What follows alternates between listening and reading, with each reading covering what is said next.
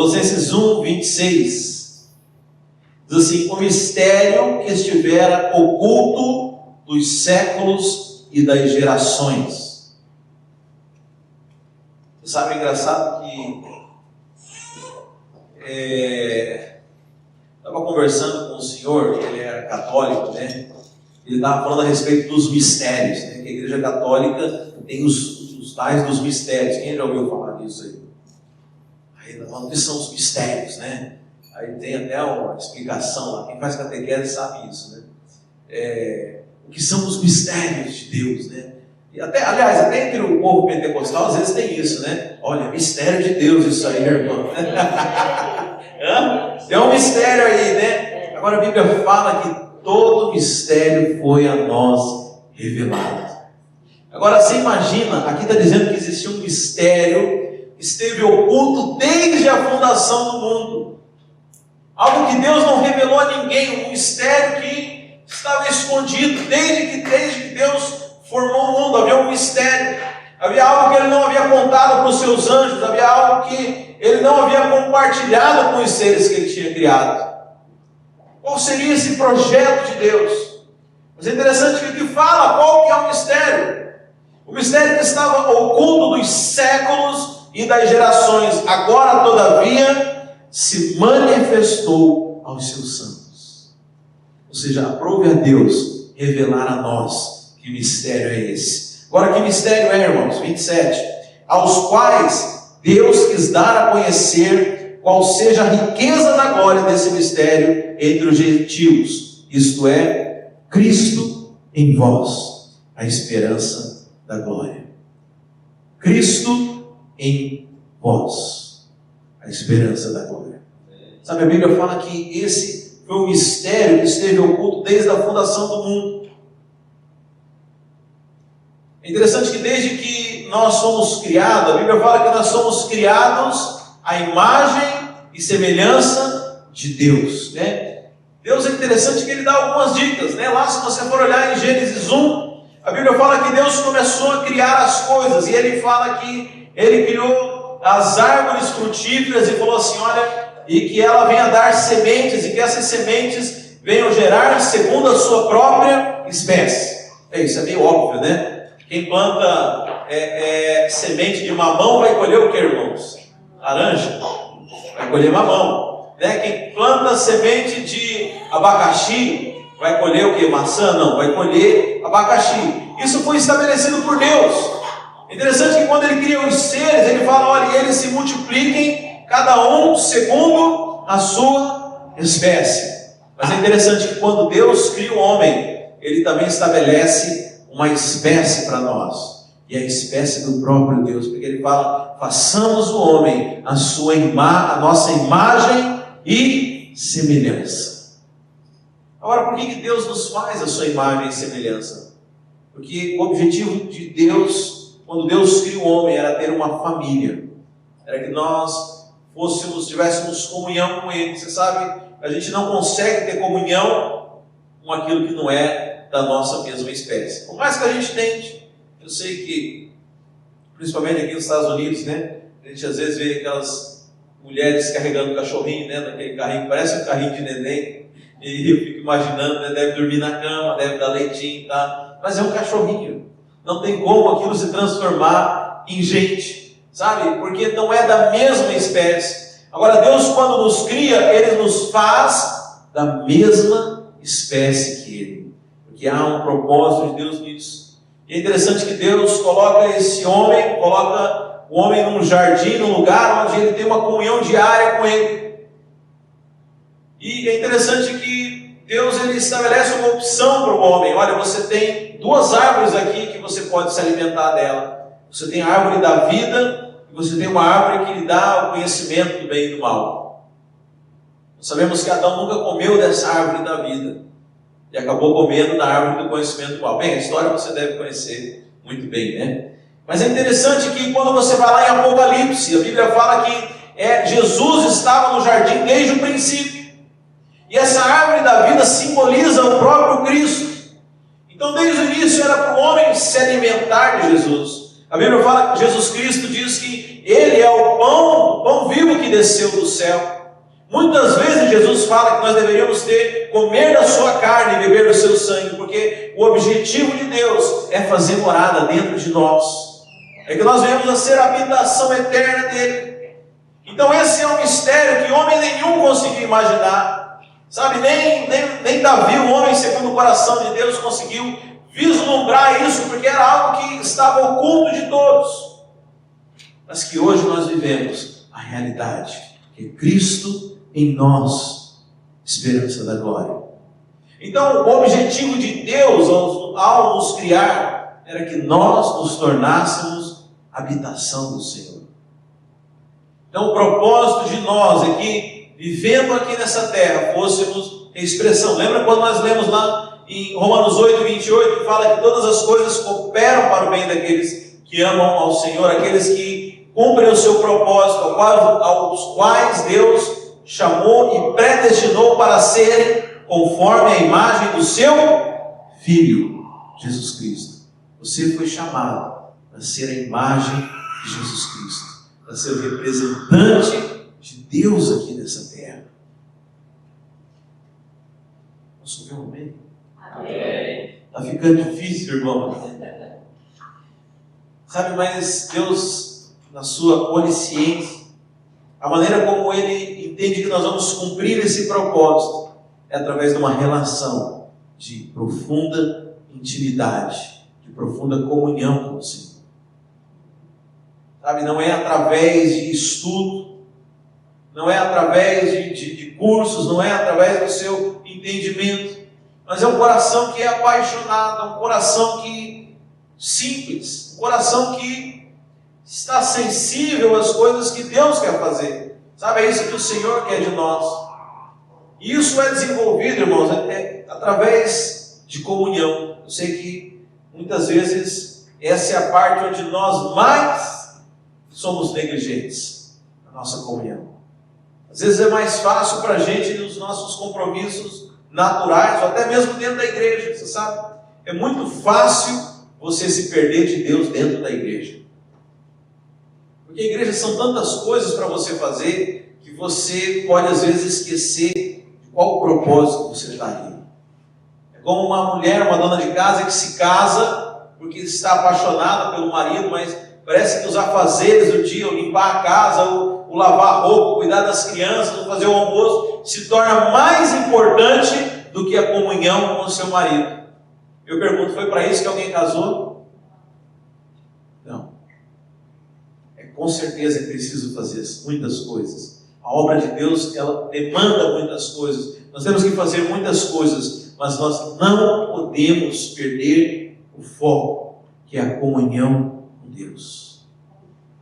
Sabe, por isso mais importante do que você vir aqui entender o que eu estou dizendo, mais importante do que você participar das reuniões é a maneira como você chega aqui para se relacionar com Deus.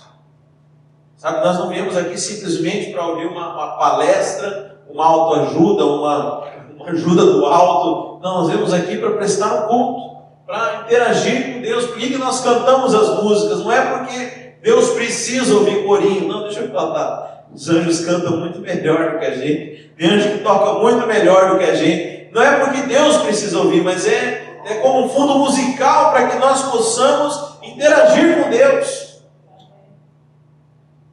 Estava vendo no Facebook, vai passando aqueles vídeos, né? Aquilo é viciante. Você assiste um vídeo, ele já mostra outro para você. Aí tinha lá, acho que era uma criança cantando, né? Aí não sei quem falou, o verdadeiro adorador. Deixa eu dizer, adoração não está relacionada à música. Durante muitos anos a igreja viveu sem música. Adoração não é cantar, a gente mistura as coisas, a gente acha que adorar é cantar, não, então eu fico adorando ao Senhor, eu fico cantando. Não, adoração não é música, apesar de que muitas vezes eu particularmente gosto de adorar no meio da música. Mas você não pode misturar as coisas, senão você vai cantar um corinho achando que está adorando. Não necessariamente você pode estar adorando ao Senhor. Adoração é uma atitude do coração. Adoração é você se regozijar, você contemplar ao Senhor, é você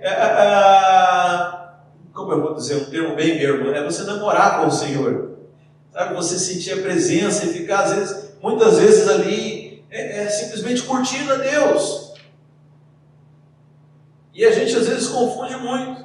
Quer ver outra coisa que a gente confunde? É a oração. Sabe, tem gente que acha que oração é sentar no lugar, ajoelhar e falar. Então falou, Deus, tchau, estou indo embora. Sabe, eu não oro para falar para Deus. Eu tinha um problema com isso. Porque eu falava, por que eu vou falar para Deus se Ele é onisciente? Se Ele já sabe todas as coisas, o que eu tenho para falar? E aí não tinha assunto. Não, eu oro para ouvir de Deus. Entendeu a diferença? A gente ouve, a gente ora para escutar, para se relacionar. Sabe, muitas vezes isso vai ser, às vezes você vai estar no seu carro, às vezes você vai estar sentado no seu sofá, às vezes não sei onde você pode estar, você simplesmente pode estar no meio de um parque, no meio de um lugar barulhento, não precisa ser numa reunião como essa, mas você de repente é tomado, quando você começa a se maravilhar com a grandiosa obra de Deus, com todas as coisas. Eu gosto daquele salmo que fala, bendiga, ó minha alma. Sabe, a sua alma começa a se encher de alegria com tudo que Deus tem feito, com tudo que Deus faz. Sabe, você começa a adorar Ele com o seu espírito. Aliás, teve aquela mulher que chegou para Jesus e falou, onde é que nós temos que adorar? Porque olha, tem uns que estão dizendo que é no templo, outros falam que é em Jerusalém. Jesus fala assim, o que importa é que os adoradores o adorem em espírito e em verdade. Sabe, não é um lugar, não é a posição, não é o jeito, não é a hora, mas é o coração em contato com o Senhor. Isso é adoração, isso é intimidade. E sabe, essa intimidade começa a produzir transformação em você. Eu sei que tem um monte de gente frustrada comigo porque eu não fico apontando defeito, nem falando de pecado, nem dando de dedo na cara. Porque na concepção das pessoas, o pastor tem que ser acusador. Falando, olha, deixa eu dizer, eu trabalho com o escritório lá de cima, não lá de baixo. A Bíblia fala que o acusador é o diabo.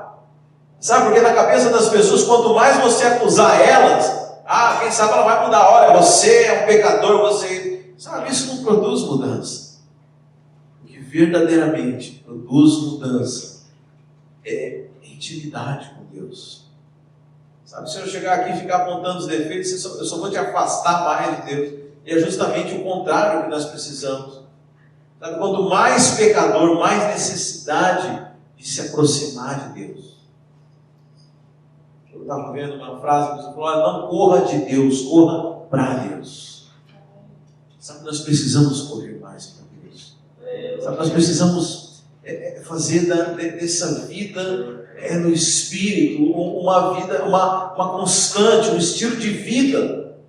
Um estilo de vida. A Bíblia fala que havia um segredo que foi oculto de todas as pessoas durante todos os séculos, mas hoje você sabe, Cristo habita em você, o Espírito Santo habita em vós.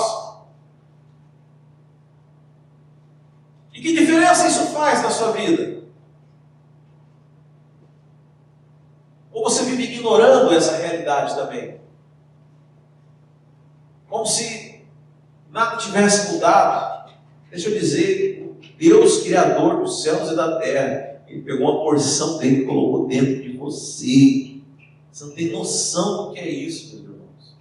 Você não tem noção daquilo que você pode fazer. É interessante que eu vejo as pessoas olhando para o ministério de Jesus Cristo, e há uma confusão entre as pessoas, porque muitas pessoas acham que aquilo que Jesus Cristo fazia, Ele o fazia na condição de Deus. Porque Jesus Cristo era Deus, Ele fazia milagre. Porque Jesus Cristo era Deus, Ele sabia o que os fariseus estavam arrazoando. Porque Jesus Cristo era Deus, Ele podia fazer as coisas. Não, mas deixa eu dizer para você, Jesus Cristo, Ele veio como um exemplo para aquilo que nós devemos viver. E a Bíblia fala que, sendo Deus, Ele não usurpou ser igual a Deus. Sendo Deus, Jesus Cristo não utilizou os atributos da divindade, que era onisciência, onipresença e onipotência. Jesus não estava em mais de um lugar ao mesmo tempo. Jesus não sabia tudo que todos falavam ao mesmo tempo. Jesus não usou todo o seu poder. A Bíblia fala que ele, muito pelo contrário, ele esvaziou de sua glória e andou como nós. Porque veja, se Jesus Cristo veio morrer pelos nossos pecados, primeira coisa, ele precisava cumprir toda a lei, ele precisava fazer aquilo que eu e você não demos conta. Agora, se Jesus Cristo vivesse como Deus, não ia valer. Ele precisava viver como homem, para dizer que em tudo ele fosse tentado, contudo, ele foi vitorioso. Então, para quem ele em tudo fosse tentado, ele não podia viver como Deus. Jesus Cristo viveu como homem. Ele esvaziou-se de sua glória, ele deixou a glória de lado para viver como homem, passar por todas as tentações, por todos os problemas, por todas as pressões que nós passamos, para poder vencer o mundo e poder nos entregar a vitória depois. Mas é interessante que os milagres, as coisas sobrenaturais que Jesus fazia, ele fazia porque ele era cheio do Espírito Santo. E o mesmo Espírito que opera nele, a Bíblia fala que o Espírito que ressuscitou Jesus dentre os mortos, opera em nós agora. Então tudo aquilo que Jesus fez, eu posso fazer. É isso mesmo, pastor? É isso mesmo. Não é isso heresia, não, é isso mesmo. Jesus falou que obras maiores nós faríamos. Então veja, nós temos um poder dentro de nós, né? Eu gosto daquela palavra, dínamos, né? O poder da dinamite, o poder explosivo dentro de nós. Mas o problema é que nós vivemos ignorando isso, ignoramos a comunhão com esse Deus vivo. Vivemos uma vida muitas vezes completamente natural, só no aqui e agora. Não conseguimos enxergar o espiritual. Mas deixa eu falar, você pode. Você se tornou alguém espiritual quando você nasceu de novo. Você precisa considerar as coisas que são do Espírito. Primeiro, porque nós não somos mais dessa terra, nós não somos mais seres humanos vivendo uma experiência espiritual, mas nós somos seres espirituais que estão vivendo uma experiência humana muito breve. Então, no seu ponto de vista, o seu referencial precisa mudar. Você não é mais dessa terra, você é do céu. E como você é do céu, o teu ponto de partida, o teu princípio tem que ser espiritual. E quando você entende isso, você começa a ter percepção desse segredo que estava oculto nos séculos dos séculos, que é Deus morando dentro de você, é o Espírito Santo em você. Sabe, quando você começa a perceber o Espírito, você vai perceber um outro estilo de vida, uma vida de comunhão, uma vida de acertos, uma vida de cumprimento de propósito espiritual.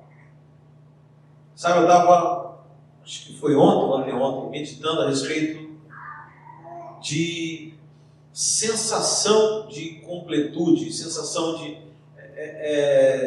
você ter cumprido um propósito. Eu pensando como que o mundo lá fora, ele carece, tem essa necessidade de se sentir relevante, de fazer alguma coisa que dê significância para a vida das pessoas. Deixa eu dizer, isso só tem na igreja. Isso só existe dentro do propósito de Deus. Porque nós somos criados para um propósito. Deixa eu dizer, se você não estiver cumprindo o propósito de Deus, você nunca vai se sentir satisfeito, você nunca vai sentir que você cumpriu os seus propósitos. Vai haver sempre uma sensação de insatisfação, uma necessidade de não sei o que. Já viu? Pastor, não sei, eu preciso viajar, porque não, pastor, eu tenho que construir uma empresa de $1 milhão para me afirmar que eu dou conta, eu tenho que ter muito diploma, ou eu tenho que ir para a academia malhar 10 horas por dia para mostrar que eu sou fortão. Pessoas tentando se afirmar. Mas deixa eu dizer, a sensação de completude é quando você entende o propósito de Deus. Essas são as maneiras como o mundo busca lidar com a sua necessidade de preenchimento, né? de fulfillment, de você completar, de sensação de completude. Mas nós já somos completos, nós temos o Espírito Santo, Cristo habitando em nós, irmãos.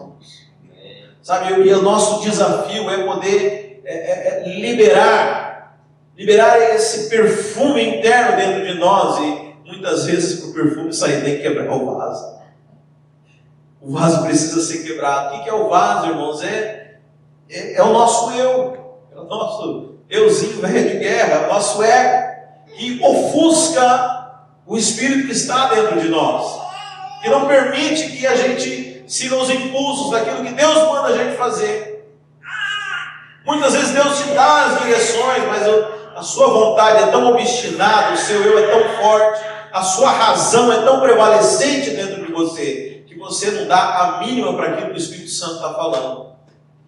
Porque tem que ter uma explicação. Se você não tiver uma justificativa, um A mais B, um mais um e tal, eu não faço. Eu assim, pastor, se eu não entender, eu não faço.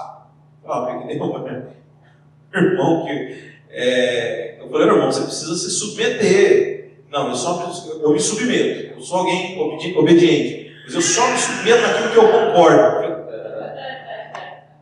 Você não se submeteu a nada, né? Porque você já concorda com o que você já ia fazer, né? Mas muitas vezes a gente precisa se sujeitar à vontade de Deus, se sujeitar aos impulsos do Espírito. E como eu falei, não há fórmula pronta.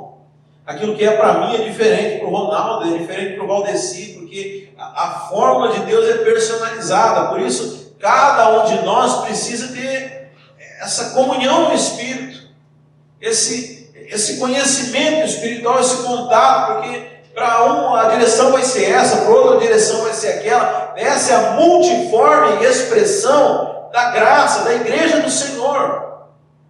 Você sabe, Deus não criou ninguém robotizado. Graças a Deus nós não fomos fabricados numa linha de montagem, irmãos. Eu vejo às vezes as pessoas falando a respeito das igrejas aqui na cidade. Eu falo, não tem problema nenhuma, porque eu achei a nossa identidade. A nossa igreja, quem se encaixar na nossa igreja não vai encaixar em nenhuma, e quem é para ser de outra não vai nunca se encaixar na nossa. Quem tem identidade não tem problema de insegurança, irmão. Sabe isso que nós temos que buscar, ouvir de Deus.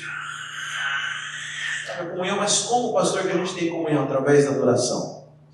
Começa por uma vida de adoração, de intimidade. Sabe, através da adoração nós entramos em intimidade. Como eu falei, quando a gente canta aqui, não é para Deus escutar, não, irmão. Quando a gente canta, é porque a gente se volta ao nosso espírito para contemplar o Senhor. Quando você adora, você está contemplando o Senhor. Sabe, é engano das pessoas achar que Deus precisa de adoração. Não, Deus não precisa da nossa adoração. Nós precisamos adorar a Deus. Sabe, porque o adorar é esse contemplar. É esse contemplar. É quando você se desliga daquilo que é natural e você começa a interagir com Deus no nível do Espírito. É interessante, mas irmãos, eu vou falar, quando eu ouvi essa passagem que Jesus fala, que não deveria adorar a Deus nem no templo, nem em Jerusalém, mas que devia adorar em espírito e em verdade. Irmãos, isso me deu um calafrio, me deu um problema tremendo, porque eu cheguei à conclusão que eu nunca tinha adorado a Deus, porque eu só fazia no nível da mente, eu só fazia no nível do racional, eu vivia uma vida cristã totalmente mental. Sabe, eu quero dizer que isso não funciona, irmão. Isso aí pode funcionar lá no Rotary Club, pode funcionar lá no Lions, pode, mas aqui na igreja, a igreja é uma obra espiritual. Se você não aprender a caminhar no Espírito, você vai continuar vivendo da mesma forma que as pessoas lá fora vivem, da mesma forma que os ímpios vivem. Porque o diferencial da nossa vida é que nós conseguimos enxergar um outro patamar. Nós conseguimos enxergar numa outra dimensão, que não é a dimensão natural. Essa é a diferença. Porque veja, você se converteu, você provavelmente continuou morando no mesmo lugar, dormindo na mesma cama, dirigindo o mesmo carro, talvez usando até as mesmas roupas. Então o que mudou na sua vida? Mudou que agora Deus habita dentro de mim. Amém. E eu tenho todo o poder do universo habitando dentro de mim. E quando você entende isso, você vai entender: tudo posso naquele que me fortalece. Ou seja, há um poder, há uma força dentro de você que te impele, que te permite fazer todas as coisas. Sabe, esse é o Espírito Santo de Deus. Então, quando você começa a interagir através da intimidade, veja, irmãos, a nossa tendência é buscar as coisas espirituais somente quando o negócio natural azedou de vez, não é verdade? Por exemplo, a pessoa tem um problema médico, ela vai, primeiro ela tenta tomar uma aspirina em casa, não dá certo, aí ela liga para alguém, pede uma outra indicação, compra um outro remédio mais forte, não dá certo, aí ela vai para o médico, aí se o tratamento médico não funcionar, o que o médico receita? Se você tiver fé, ora. Ora para o seu Deus. A tendência nossa é buscar as coisas espirituais por último. Sabe, esse é o nosso problema, porque elas deveriam ser a fonte. Lembra que eu falei? Nós não somos humanos vivendo uma experiência espiritual, mas nós somos seres espirituais vivendo uma experiência humana. Ou seja, o ponto de partida é espiritual. A gente deveria primeiro buscar as coisas que são de Deus e depois as coisas sobrenaturais. Eu tenho certeza que você não ia precisar buscar as soluções naturais. Sabe, então, quando você vive ignorando essa realidade, você continua vivendo normal. Mas é quando nós temos a revelação disso aqui que em Colossenses fala, que aos quais Deus quis dar a conhecer a riqueza da glória desse mistério entre os gentios, que é Cristo em vós. Quando você vive consciente disso, quando você começa a fazer uso desse conhecimento, você tem mudança na sua vida. Você começa a experimentar de coisas que não são desse mundo, mas de coisas que são espirituais. Eu quero dizer que todo suprimento espiritual, tudo aquilo que o Senhor deseja fazer através de você, já está em você. Depende de você desenvolver uma intimidade. Como eu disse, às vezes a gente procura isso só nos momentos onde, só em última instância. E aí muitas vezes nós não conseguimos, E fala, pastor, eu orei muito, eu busquei eu busquei a Deus, mas eu não tive resposta. É porque muitas vezes a gente quer buscar uma intimidade em apenas 5 minutos, sendo que a gente já deveria ter desenvolvido uma história ao longo do tempo. Sabe, é como um amigo nosso que é íntimo, e que às vezes só dele atender o telefone, e falar alô, você sabe se ele está bem, se ele está mal. Ou às vezes marido e mulher que já está casado há muito tempo, só uma troca de olhar ele já entendeu o que quer dizer. Sabe, assim que o Espírito Santo fala conosco. Sabe, muitas vezes a gente quer buscar uma clareza, mas uma clareza ela é construída através de um relacionamento, através de uma intimidade. Talvez no começo você não vai desfrutar disso. Sabe, o que é perfeitamente normal, porque Deus ele quer se dar a conhecer. A Bíblia fala, buscar-me-eis e me achareis. Buscar-me-eis e me achareis. Sabe, Deus ele está à nossa disposição. Mas como num relacionamento, esse era um relacionamento para ser construído. Um relacionamento que precisa crescer em intimidade, precisa crescer em conhecimento. Irmãos, o que é maravilhoso, você ir conhecendo a Deus aos poucos. Você ir a cada momento, a cada desdobramento, descobrindo as vontades, os desejos de Deus. Sabe, e é assim que Ele se coloca para nós. Sabe, Jesus Cristo, Ele rompeu todas as barreiras que nós tínhamos para poder desfrutar dessa vida. Sabe, hoje nós temos um livre acesso ao Espírito de Deus, à vida do Espírito. Sabe, o Senhor quer que nós vivamos dessa forma. A Bíblia fala que você que recebeu o Espírito, agora viva também o Espírito. Sabe, essa é a vida que o Senhor tem para nós. Uma vida de intimidade. Mais uma vez, como é que nós temos essa intimidade, irmãos? Investindo tempo, como em qualquer relacionamento. Sabe, se você às vezes tem dificuldade de se concentrar, coloca uma música, coloca uma música e comece a adorar ao Senhor. Eu tenho certeza que em pouco tempo você vai ser conduzido para esse ambiente. ou então um tempo de oração, ou simplesmente quando você vai para um parque, começa a contemplar e agradecer. A Bíblia fala que nós nos enchemos do Espírito, dando ações de graça. Sabe, mas viva uma vida considerando aquele que está em nós. Considere o tempo inteiro aquele que está em você. Cada passo que você der, cada coisa que você fizer, lembre-se que o Espírito Santo está em você em todos os momentos. É isso que Ele deseja, até que nós sejamos conduzidos ao propósito de Deus. O primeiro propósito de Deus é que nós tenhamos intimidade. Nós somos criados para sermos a família de Deus, para sermos a sua imagem e semelhança. Eu tenho certeza que se você buscar isso, você vai estar cumprindo o propósito de Deus com a sua vida. Amém, meus queridos?